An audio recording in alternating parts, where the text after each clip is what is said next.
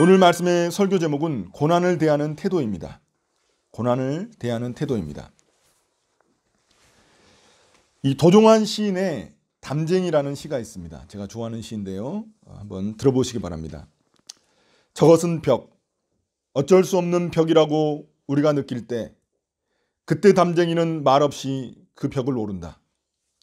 물 한 방울 없고 씨앗 한 톨 살아남을 수 없는 저것은 절망의 벽이라고 말할 때 담쟁이는 서두르지 않고 앞으로 나간다. 한 뼘이라도 꼭 여럿이 함께 손을 잡고 올라간다. 푸르게 절망을 잡고 놓지 않는다. 저것은 넘을 수 없는 벽이라고 고개를 떨구고 있을 때 담쟁이 입 하나는 담쟁이 입 수천 개를 이끌고 결국 그 벽을 넘는다. 저는 이 시에 담쟁이 같은 존재가 바로 이 제자들이 아닐까 생각합니다.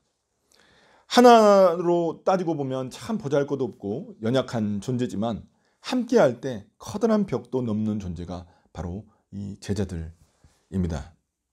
저는 나중에 우리 교회 이름을 담쟁이 교회로 좀 바꿀까 이런 생각도 좀 해봤습니다. 이 다카포로 가니까 모르는 사람들이 너무 많아가지고 다 이게 설명해 주기가 힘든다는 걸 생각을 하면서 이게 담쟁이, 달팽이도 생각을 해봤는데 아무튼 그렇습니다.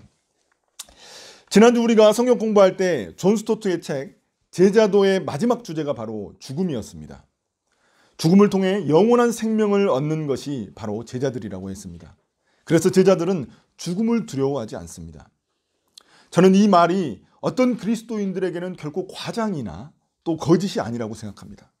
그렇게 믿습니다. 역사가 그것을 증명하기 때문입니다. 죽음조차도 제자들을 막지 못했기 때문에 기독교는 로마를 정복할 수 있었습니다. 로마의 국교가 기독교가 되지 않았습니까? 그래서 터툴리안이라는 초대 기독교 목사는 교회라는 나무는 세 가지 액체를 먹고 자란다고 했습니다. 그 세 가지 액체가 땀, 눈물, 피입니다. 피. 초기 기독교인들은 엄청난 박해를 받았기 때문에 항상 죽음을 묵상하지 않을 수 없었습니다. 오늘 말씀도 제자들이 세상 속에서 받을 박해에 대한 이야기입니다. 마태복음은 먼저 예수님의 가르침과 기적들을 소개했습니다. 우리에게 먼저 그것을 소개했죠. 가르침. 예수님의 산 위에서 제자들을 가르치는 그 가르침. 그리고 예수님의 기적들이 10가지 기적들이 소개됐습니다. 바로 그 다음에는 뭐가 소개되냐면 제자들에 대한 이야기가 나오기 시작합니다. 그러니까 이 말은 뭐냐면 예수님이 누구신지 알았다면은 이 제자들처럼 반응을 해야 된다는 겁니다. 그러니까 예수님이 누구신지 알고 예수님이 어떤 분이신지 알았다면은 제자들 같은 그런 반응이 나와야 된다는 겁니다. 제자의 길을 가야 한다고 우리에게 소개하고 있는 것입니다. 그 제자들이 가야 할 길이 바로 고난과 박해의 길입니다. 그러나 현재 우리에게 신앙에 대한 박해와 죽음은 굉장히 생소한 말일 수밖에 없습니다. 그럼 신앙생활을 한다고 어떤 물리적 박해나 또 핍박을 받는 일이 거의 없는 우리에게 오늘 말씀은 어떤 의미가 있을까요? 고난에 대해 우리 그리스도인들은 특히 제자들은 어떤 태도를 지녀야 할까요? 첫째, 고난은 제자들의 숙명입니다. 16절입니다. 우리 같이 한번 읽어볼까요? 16절. 자, 시작. 보아라, 내가 너희를 내보내는 것이 마치 양을 이리떼 가운데로 보내는 것과 같다. 여기까지입니다. 여기까지만 하시면 됩니다. 아멘. 자, 예수님은 제자들을 세상에 보내는 것이 마치 양을 이리떼 가운데 보내는 것과 같다고 말씀하십니다. 양은 공격 능력도 없고 스스로 방어할 수 있는 능력도 없는 매우 연약한 존재입니다. 여러분 양 봤는지 모르겠지만 진짜 양은 어떻게 이런 동물이 있을까 싶을 정도로 그런 아주 연약한 존재입니다. 그렇다 보니까 목자가 없으면 양은 살아남을 수 없게 되죠. 그렇다 보니까 양을 이리떼 가운데 내보내는 것은 너무나 참 위험하고 무모한 그런 일입니다. 예수님도 목자로서 그것을 너무나 잘 알고 계시죠. 그렇지만 그럼에도 불구하고 제자들을 세상 가운데 보낼 수밖에 없으셨습니다. 왜냐하면 그것이 세상 가운데 제자들이 가는 것이 바로 존재의 이유이자 제자들의 사명이기 때문에 그렇습니다. 그런데 만약 양들이 이리떼에게 가서 전혀 공격을 받지 않는다면 어떨까요? 양들이 이리떼한테 전혀 공격을 안 받는다는 거예요. 그럼 양이 아니거나 양의 탈을 쓴 뭔가 다른 것이거나 이리떼에게 양이 가지 않았거나 둘 중 하나 아니겠습니까? 그리스도인들이 세상 속에서 아무런 저항을 받지 않는다. 내가 그리스도인으로 살아가는데도 불구하고 세상에서 아무런 저항이 없다라는 말은 아직 우리가 제자가 아니든지 예수님의 제자가 아니든지 아니면 우리가 세상과 거리를 두고 있든지 이 둘 중에 하나라는 것입니다. 그러나 예수님의 말씀은 분명합니다. 고난은 제자들에게 숙명입니다. 예수님은 제자들이 받을 고난을 분명하게 말씀하셨습니다. 17절 18절에서 그들이 너희를 법정에 넘겨주고 그들의 회당에서 매질을 할 것이다. 또 너희는 나 때문에 총독들과 임금들 앞에 끌려나가서 그들과 이방 사람 앞에서 증언할 것이다 라고 말했습니다. 이 말씀의 의미는 사람들이 예수님 때문에 제자들을 싫어하고 미워할 것이라는 그런 의미입니다. 특히 법정, 회당, 총독과 임금 앞으로 끌려나가는 것은 그 당시에 이제 공개적으로 박해를 받는 것을 의미하는 거죠. 사람들이 다 보는 데에서 그런 박해를 받는 것을 의미합니다. 지금 우리에게 비유하자면 학교나 회사에서 신앙 때문에 불이익을 받는 그런 경우라고 우리가 말할 수 있습니다.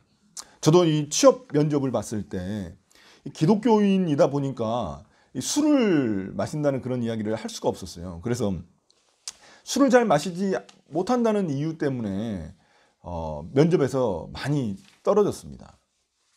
그 당시 뭐 제가 이제 이렇게 어플라이 한 데가 주로 이제 영업 쪽이었기 때문에 주로 이제 술과 관련된 그런 이슈들이 좀 질문들이 꽤 있었는데 결국에는 그거에 대해서 제대로 답변을 못하는 바람에 그런 면접에서 탈락한 경우도 있었습니다. 그런데 제자들은 이렇게 밖에서 공개적으로 뿐만 아니라 안에서도 박해를 직면하게 된다는 겁니다. 그게 바로 가족들 간의 갈등입니다. 21절 보시면 무서운 말씀이 나오는데 형제가 형제를 죽음에 넘겨주고 아버지가 자식을 또한 그렇게 하고 자식이 부모를 거슬러 일어나서 부모를 죽일 것이다. 굉장히 충격적인 말씀입니다.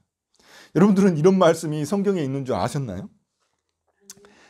신앙 때문에 집안이 발칵 뒤집혀가지고 가족들 간에 불화가 일어나게 될 것이라는 그런 말씀입니다. 그 당시 종교가 모든 것을 지배하는 사회였기 때문에 종교가 정치, 경제, 사회, 문화 모든 것을 지배하던 그런 사회였습니다. 그런 사회였기 때문에 충분히 가능한 이야기라는 겁니다. 현재 무슬림 국가도 마찬가지잖아요. 정치와 종교가 분리되어 있지 않잖아요. 무슬림 국가에서 예수님을 믿게 되면 그게 자식일지라도 가문의 수치가 되기 때문에 가만두지 않습니다. 사형에 처하게 됩니다. 가족이 죽이기도 하죠. 심지어 우리와 마주보고 있는 북한에서도 여전히 일어나고 있는 일이기도 합니다. 물론 우리에게는 이렇게 극단적인 경우는 없습니다. 예수님이 이건 뭐 이제 그 당시에 좀 극단적인 경우를 이야기하시는 거지만 그렇지만 여전히 우리에게도 신앙 때문에 가족들과 갈등을 겪는 그런 경우를 우리는 많이 보게 됩니다. 부모가 너무 기독교를 싫어해가지고 자식이 몰래 교회를 다니는 경우가 얼마나 많이 있습니까? 저 주변에도 꽤 있거든요. 또는 조상들 제사 문제로 인해서 가족들과 갈등을 겪는 경우도 많이 보았습니다. 저도 원래 우리 집이 그 제사를 지내는 집이었는데 제가 예수님을 믿고 나서 제사를 안 지내려고 제사 딱 지낼 때만 자는 척하고 이렇게 이렇게 집에 누워 있으면은 그 엄마가 안 깨우셨어요. 그래서 다행히 그 제사를 넘어간 적이 꽤 있었었는데 뭐 지금은 아예 우리 집에서는 제사를 지내지 않습니다. 물론 이제 그래 우리 아버지는 많이 불편하셨을 거예요. 아들이 일어나지도 않고 뭐 제사도 안 지내니까 많이 불편하셨겠지만 결국에는 아무튼 다행히 우리 집은 갈등은 일어나지 않았지만 여전히 우리 주변에는 신앙 때문에 갈등을 겪는 집들이 있습니다. 그럼 왜 이런 일들이 일어날까요? 제자들이 사람들에게 무슨 위협을 가하는 것도 아니고 뭔가 큰 잘못을 한 것도 아닌데 왜 이런 취급을 당해야 하는 것일까요? 바로 하나님 나라 복음 때문입니다. 하나님 나라와 세상 나라 두 나라가 서로 충돌할 수밖에 없기 때문입니다. 두 나라는 충성의 대상이 다릅니다. 그리고 삶의 방식도 다르고 삶의 태도도 완전히 다르기 때문입니다. 여러분 지지난주에 우리가 예수님의 그 산상설교를 여러분 기억하고 계시나요? 도대체가 우리가 이 세상에서 보기 힘든 그런 말씀이잖아요. 지키기 힘든 말씀이잖아요. 그런 말씀, 그런 가치관을 가지고 있기 때문에 그렇습니다. 예수님의 하나님 나라는 세상 나라가 가진 가치관과 세계관을 완전히 뒤엎어 버립니다. 그렇다 보니 제자들이 아무런 잘못을 하지 않더라도 그냥 미워하고 싫어하는 것입니다. 마치 이 빛과 어둠이 섞일 수 없는 것과 같은 것이죠. 빛이 오면 어둠이 자신의 악함을 드러내기 때문에 싫어하고 미워하는 것입니다. 그럼 우리들은 어떻습니까? 내가 믿음을 갖는데 누구의 방해나 저항이 있습니까? 여러분들이 믿음을 갖는데 무슨 방해나 저항이 있어요? 지금까지 살아오면서 신앙 때문에 누군가와 부딪혀 본 적이 있습니까? 나의 믿음이나 신앙 때문에 손해본 적은 있으십니까? 물론 목사인 저부터 회개할 일이라고 생각합니다. 예수님은 분명히 말씀하십니다. 예수님의 제자가 되려 하면 반드시 고난이 따른다고 말씀하십니다. 참된 제자가 되려 한다면 고난은 숙명인 것입니다. 그래서 제자의 길이 좁고 험난하고 또 십자가의 길인 것입니다. 그러나 고난이 숙명이라고 해서 제자들이 무작정 다 받아들여야 하는 것은 아닙니다. 바보처럼 그냥 막 때리만 맞고 그냥 막 이렇게 이런 것은 아닙니다. 고난은 무조건 다 받아야 되고 이런 건 아닙니다. 그 말씀이 16절 하반절에 나오는데요. 그러므로 너희는 뱀과 같이 슬기롭고 비둘기와 같이 순진해져라. 제자들이 세상에서 고난을 겪을 때 지혜와 순결을 잃지 말라는 그런 의미입니다. 악한 자들이 제자들을 속이려 할 때 속지 않는 분별력을 갖춰야 한다는 의미입니다. 그냥 다 속이려고 하면 그냥 다 속아주고 그냥 죽이려고 하면 나 죽이시오 이렇게 내버려 두는 것은 아니라는 것입니다. 그러나 이 순결함도 또 중요합니다. 순결함이란 뭐냐면 아무리 상대가 악할지라도 그들을 속이려 하거나 그들에게 죄를 지어서는 안 된다는 그런 의미입니다. 괴물과 싸우려다가 괴물이 되는 그런 어리석음을 저지르지 말라는 것입니다. 지혜가 없이 순결하기만 하면 무지하거나 모모해질 수 있습니다. 그러나 반대로 순결함이 없이 지혜롭기만 하면 간사하거나 교활해질 수 있습니다. 융통성과 순수함을 동시에 갖추기 힘든 것처럼 누군가에게 융통성과 순수함을 둘 다 가지고 있다고 말하기가 쉽지가 않잖아요. 그런 것처럼 두 가지의 그 지혜로움과 순결함을 동시에 균형을 유지하는 일이 쉽지는 않지만 그러나 제자들에게 있어서 놓치지 않아야 되는 그런 부분이라는 것입니다. 그럼 주님은 고난이 무엇이길래 제자들에게 고난을 숙명으로 주셨을까요? 둘째, 고난은 믿음의 통로입니다. 19절 20절입니다. 사람들이 너희를 광가에 넘겨줄 때 어떻게 말할까 또는 무엇을 말할까 하고 걱정하지 말아라. 너희가 무슨 말을 해야 할지 그때 지시를 받을 것이다. 말하는 이는 너희가 아니라 너희 안에서 말씀하시는 아버지의 영이시다. 제자들은 고난을 받을 때 오히려 그것을 기회로 역전시키는 사람들입니다. 사람들 앞에 끌려가면 오히려 그때가 복음을 더 많은 사람들에게 전할 수 있는 그런 기회가 됩니다. 그렇잖아요. 사람들이 다 모여 있으니까. 그때 아버지의 영, 즉 성령께서 그 사람이 할 말을 생각나게 해주신다는 겁니다. 성령께서 그 사람에게 지혜를 주고 인도해 주신다는 겁니다.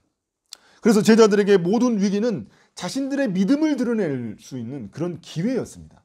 그러니까 제자들에게는 위기가 아니라 기회였다는 것입니다. 여러분 생각해 보십시오.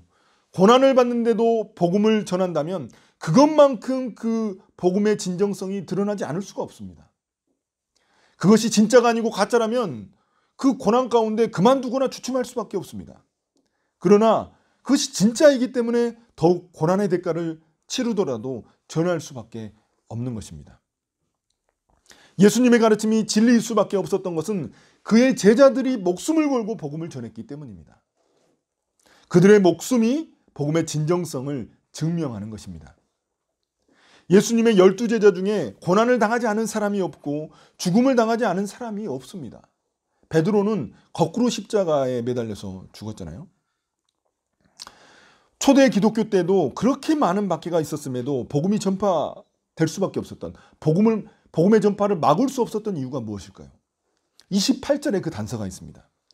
몸은 죽일지라도 영혼은 죽이지 못하는 일을 두려워하지 말고 영혼도 몸도 둘 다 지옥에 던져서 멸망시킬 수 있는 분을 두려워하라.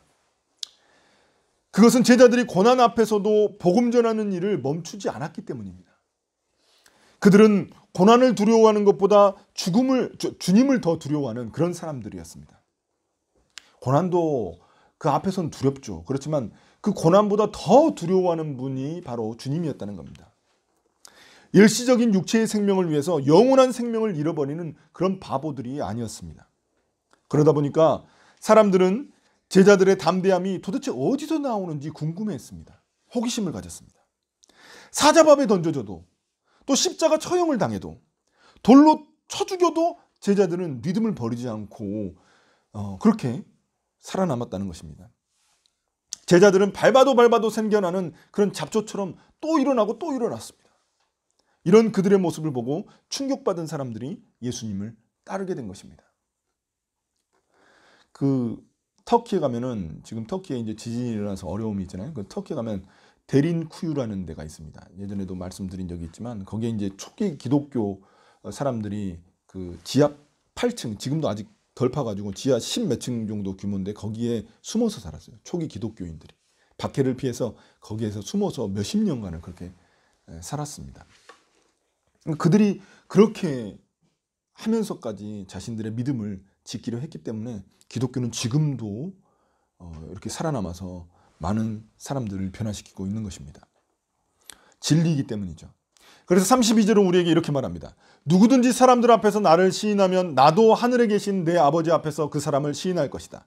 그러나 누구든지 사람들 앞에서 나를 부인하면 나도 하늘에 계신 내 아버지 앞에서 그 사람을 부인할 것이다. 이것은 입으로만, 말로만 예수님을 주님으로 시인하는 것을 말하지 않습니다. 고난 앞에서 그 사람이 취하는 태도가 바로 주님을 시인하는 것입니다. 고난에 대한 태도, 내가 고난을 겪을 때 어떤 태도를 가지느냐가 곧 우리의 믿음을 말해주기 때문입니다. 주님은 우리가 고난을 어떻게 다루는지 보시고 심판의 날 우리들을 인정하실지 안 하실지 결정하시겠다는 것입니다. 말로는 너무나 쉽게 말할 수 있죠. 예수님이 나의 주님이십니다. 이 말은 쉽게 할 수 있죠. 그런데 나의 태도가 어떠냐는 거예요. 그럼 주님은 일방적으로 고난을 견디라고만 하셨을까요? 너는 그냥 견디기만 해. 이렇게 이야기하셨을까요? 아닙니다. 29절에 보시면 참새 2마리가 한 양에 팔리지 않느냐. 그러나 그 가운데서 하나라도 너희 아버지께서 허락하지 아니하시면 땅에 떨어지지 않을 것이다. 아버지께서는 너희의 머리카락까지도 다 세워놓고 계신다. 당시 동전 한 양이면 참새 2마리를 살 수가 있었습니다. 참새는 서민들이 가장 구할 수 있는 흔하고 그런 쉬운 먹거리였습니다. 그런데 그런 하찮은 참새 한 마리도 하나님의 뜻이 아니라면 이 땅에 떨어져 죽지 않는다는 겁니다. 참새나 비둘기 떨어져 죽은 거 보신 적 있으신가요? 그것조차도 하나님의 뜻이라는 거예요. 그걸 이제 우리에게 더 자세히 말씀하시기 위해서 또 하나의 비유가 있죠. 여기 보시면 인간의 신체 중에 가장 작은 부분이 뭐라고 이야기하냐면 머리카락이라고 볼 수 있습니다. 머리카락 눈에 잘 안 보이잖아요. 떨어져도 어디 찾기가 힘들잖아요. 그런 것처럼 머리카락이라고 말할 수 있는데, 그런데 하나님 아버지는 우리의 머리카락 한 올까지도 다 세고 계신다는 겁니다. 제 머리카락이 몇 개인지 다 알고 계신다는 겁니다. 저는 모르는데 주님은 다 알고 계신다는 거예요. 그렇다면 참새보다 귀하고 머리카락보다 귀한 제자들을 왜 주님이 돕지 않으시겠냐는 겁니다. 너희들은 참새보다 귀하고 머리카락들보다 훨씬 더 귀한데 내가 너희들을 왜 돕지 않겠냐는 겁니다. 주님은 고난 가운데 제자들을 내버려 두시는 그런 분이 아니십니다. 제자들은 이런 주님의 도우심을 믿었기 때문에 고난 가운데서도 담대할 수 있었습니다. 성경 속에서 주님께 쓰임받은 인물들을 한번 보십시오. 아브라함은 하나님 약속 하나만 믿고 25년을 기다려가지고 이삭 아들 하나를 얻었습니다. 이삭은 우물을 팔 때마다, 그 아브라함의 자식이죠. 이삭은 우물을 팔 때마다 사람들이 가로채가지고 자존감이 바닥을 쳤던 그런 사람입니다. 그럼 우물만 팠다 가면 다른 사람이 와가지고 차지해버리고, 우물 팠다 가면 또 차지해버리고 이러는 거예요. 야곱은 형 에서를 피해서 삼촌에게 도망갔다가 삼촌에게 속아 고생만 하고 돌아온 사람입니다. 수십 년을 고생만 하고 돌아왔죠. 요셉은 형들에게 노예로 팔린 것도 모자라 억울하게 감옥까지 갔던 그런 사람입니다. 모세는 이집트 왕자였지만 도망자 신세가 돼서 40년을 광야에서 양치기하며 살았던 사람입니다. 다윗은 어릴 적 왕으로 택함을 받았지만 미움을 받아서 10년 넘게 광야 생활을 했던 사람입니다. 또한 이스라엘에게 40년의 광야 세월이 주어진 이유도 그들의 믿음이 깊어져야만 했기 때문에 하나님이 허락하신 것입니다. 어떻습니까? 그들은 모두 고난을 거쳐 찐 믿음을 갖게 된 사람들입니다. 그래서 로마서 5장 3절은 우리에게 이렇게 말합니다. 이뿐만 아니라 우리는 환난을 당하더라도 즐거워합니다. 그것은 환난이 인내를 낳고 또 인내는 연단된 인품을 낳고 연단된 인품은 소망을 낳는 것을 알기 때문입니다. 고난이 인내를 낳고 인내가 우리의 성품을 성숙해 하여 주고 그것이 하나님을 향한 굳건한 소망을 갖게 한다는 것입니다. 고난은 우리의 믿음을 성장시키는 양분이며 우리의 소망을 튼튼하게 만드는 힘줄과도 같은 존재입니다. 사랑하는 성도 여러분, 그럼 우리들은 고난을 어떻게 보고 있습니까? 우리들 중 누구도 제가 주님의 제자입니다 하고 자신 있게 대답할 수 있는 사람은 그렇게 자신 있게 대답하기는 힘들지 모릅니다. 제가 주님의 제자입니다 했다가 무슨 화를 당할지 모르니까 그렇게 대답하기 힘들지도 모릅니다. 그러나 우리가 아직 주님의 제자까지는 아닐지라도 그렇게 자신 있게 말할 수는 없을지라도 주님의 말씀을 순종하려는 그리스도인인 것만은 분명합니다. 그런 우리에게도 어김없이 고난은 찾아옵니다. 믿음으로 살아가려는 자에게 고난은 숙명이기 때문입니다. 그러나 고난은 우리의 믿음을 키우는 통로이기도 합니다. 사람들은 우리가 믿는 복음이 진리인지 아닌지 우리의 태도를 보고 결정합니다. 판단합니다. 나의 감정, 나의 상태도 움직이지 못할 그런 믿음이라면 누가 그것이 진리라고 믿을까요? 말씀이 나를 움직일 수 없는 것이라면 누가 그것을 진리라고 여기겠습니까? 그러나 고난 가운데서도 꺾이지 않는 믿음과 변함없는 태도가 그것이 진리임을 드러내는 것입니다. 그것이 주님을 영화롭게 하는 것입니다. 이제 오늘 말씀을 마무리하려고 합니다. 사랑하는 성도 여러분, 세상을 살아보면 우리가 이해할 수 없는 고난을 받을 때가 있습니다. 그래도 나름 하나님의 뜻대로 살아가려고 했는데 내가 통제할 수 없는 그런 고난이 찾아올 때가 있다는 것입니다. 그럴 때 하나님은 어디 계시지? 하나님은 왜 아무런 도움을 안 주시지? 이런 질문이 들 때가 있습니다. 그런 일을 자주 겪게 되면 신앙생활에 힘이 쭉 빠질 때가 있습니다. 저도 목사인지라 제 기도에 하나님이 다 응답해 주시면 좋겠지만 그렇지 않을 때가 더 많다는 거예요. 더 많다는 거예요. 그렇지 않을 때는 어떻게 해야 되나요? 목사가 능력이 없어서 그러나? 이런 죄책감에 자책을 할 때도 있습니다. 도대체 내 기도가 왜 이렇게 능력이 없지? 이런 생각이 들 때도 있고 하나님을 원망할 때도 있습니다. 목사라고 해서 하나님을 원망하지 않을 때가 있겠습니까? 그럴 때도 있습니다. 그러나 우리는 잊어서는 안 됩니다. 이런 고난은 하나님의 큰 계획 가운데 있다는 것을 말입니다. 우리는 내 앞밖에 볼 수 없지만 하나님은 우리의 인생 전체를 보고 내다보고 다 알고 계신다는 것입니다. 많은 경우 우리의 고난은 선택사항이 아닙니다. 많은 경우 그렇죠. 우리가 고난을 선택할 수 있나요? 그럼 선택 안 하겠죠. 그러나 그래서 고난은 그냥 우리에게 찾아오는 겁니다. 그러나 고난에 대한 우리의 태도만큼은 우리가 결정할 수 있습니다. 고난을 인내로 이겨내면 분명 우리는 한 단계 더 성숙해질 것이고 하나님에 대한 더 견고한 소망을 갖게 될 것입니다. 그 로마서 말씀처럼 말입니다. 우리는 환난을 당하더라도 즐거워합니다. 그것은 환난이 인내를 낳고 또 인내는 연단된 인품을 낳고 연단된 인품은 소망을 낳는 것을 알기 때문입니다. 흔들리지 않고 피는 꽃이 없으며 비바람을 겪지 않고 열매 맺는 과일이 없습니다. 거센 비, 바람과 태풍을 이겨낸 나무의 뿌리는 매우 깊고 단단합니다. 조개가 거센 파도를 겪고 나서야 값비싼 진주를 만들어낼 수 있습니다. 저를 포함한 우리 성도들 모두 고난을 두려워하지 않고 주님께 영광 돌리는 계기로 삼으시기를 예수님의 이름으로 축복합니다. 아멘.